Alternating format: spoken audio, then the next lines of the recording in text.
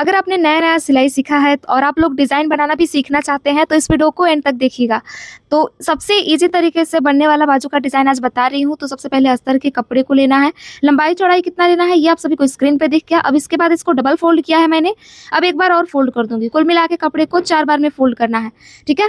अब इसके बाद से हम लोग ऊपर से 1 इंच नीचे की तरफ मार्क करेंगे और उसके बाद 5 इंच नीचे की तरफ डिज़ाइन बनाने के लिए हमें मार्क करना है। अब बिना पेस्टिंग पेपर के भी हम लोग शुरुआत में डिज़ाइन बनाना सीखेंगे, उसके बाद से पेस्टिंग पेपर से बनाना सीखेंगे, ठीक है? क्योंकि बहुत सारे लोगों के पास पेस्टिंग पेपर अवेलेबल नहीं होता है, तो अस्तर के कपड़े से भी हम परफेक्ट फिनिशिंग के साथ डिज़ाइन को बना सकते हैं। बहुत सारे लोग ऐसा सोचते हैं कि अगर हमारे पास पेस्टिंग पेपर नहीं है तो फिनिशिंग नहीं आएगी। बहुत सारे लोग वेस्टिंग पेपर भी रखते हैं, उसी से डिज़ाइन को बनाते हैं, लेकिन उनके पास कहीं न कहीं देखने में जो डिज़ाइन ईज़ी लगता है, वो लोग सोचते हैं कि हम बना भी लेंगे ईज़िली और वो बनाने की भी कोशिश करते हैं, लेकिन वो उतना फिनिशिंग के साथ नहीं बना पाते हैं और उसमें बिल्कुल भी वो देखने में सही नहीं लगता है डिज़ाइन। तो ओवर कॉन्फिडेंस में नहीं रहना है, 1-2 चीज़ें हैं जिसका ध्यान में रखेंगे तो आपसे भी ब्लाउज़ डिज़ाइन में फिनिशिंग 100% आएगी। तो डिज़ाइन बनाने के लिए इस तरह से अस्तर के ऊपर मार्किंग करना है। स्टेप बाय स्टेप मैंने सब कुछ दिखाया, आप सभी को देखने मात्र से समझ में आया होगा कि कितने इंच पे कैसे-कैसे करके मैंने मार्क किया और उसके बाद एक्स्ट्रा कपड़े को मैं कट करके निकाल रही हूँ।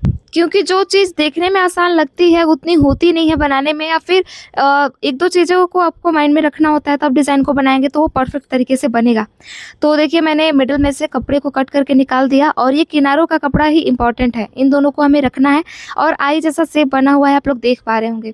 अब देखिए फिर से हमें लेना है अपने स्लीव्स को और इसके बाद स्लीव्स को डबल फोल्ड में करके और बीचों-बीच में हम लोग कट लगाएँगे और कट लगाने के बाद से हम लोग डिज़ाइन बनाने का प्रोसेस स्टार्ट करेंगे। डिज़ाइन एकदम बीचों-बीच में बने इसके लिए हम लोग बीचों-बीच में मार्क करेंगे चॉक से। तो हमने एक मार्क कर दिया।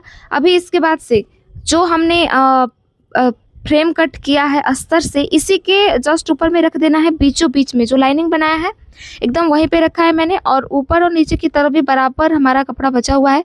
फिर वहाँ पे हमने रखा है इसको और दोनों तरफ हम लोग पिन अप से सेट कर देंगे अच्छे से, फिर सिलाई लगाएँगे। अब यहीं पे बहुत सारे लोग पिन अप नहीं लगाते हैं, जिसके वजह से ये डिज़ाइन इधर-उधर खसक जाता है और तिरछा हो जाता है। तो एक तो ये भी रीज़न है कि डिज़ाइन अच्छे तरीके से नहीं बनता, तो आपको पिन अप लगा के फिर इसे सिलना है, ठीक है? अभी दूसरा रीज़न इसके बाद मैं बताऊँगी, जब आप लोग इसके अंदर का डिज़ाइन बनाते हैं तो गलती करते हैं, तो वो आपको भूल के भी नहीं करना है।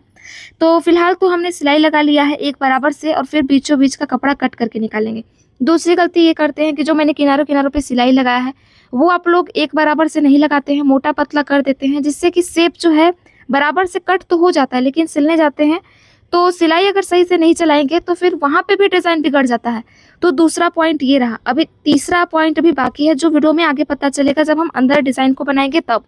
जब तक के लिए आप लोग वीडियो को लाइक कर दीजिएगा अगर यहाँ तक देख लिए हैं तो। अंदर का एक्स्ट्रा फैब्रिक कट करके निकालने के बाद से किनारों-किनारों पे आपको कट लगाना है और एकदम नोक तक कट लगाना है ताकि आसानी से हम इसको पलट सकें उसके लिए। तो मैं कट्स लगा रही हूँ किनारों-किनारों पे और बहुत सारे लोग यहाँ पे कट लगाना छोड़ देते हैं, जिसकी वजह से पलटने में आसानी नहीं होती है।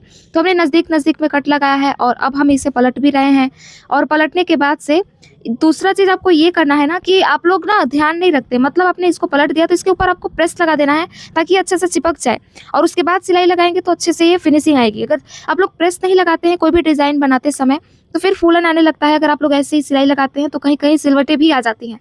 तो एक और पॉइंट आप सभी को पता चल गया कि कैसे आपको प्रेस लगा देना है, प्रेस से सेट करना है।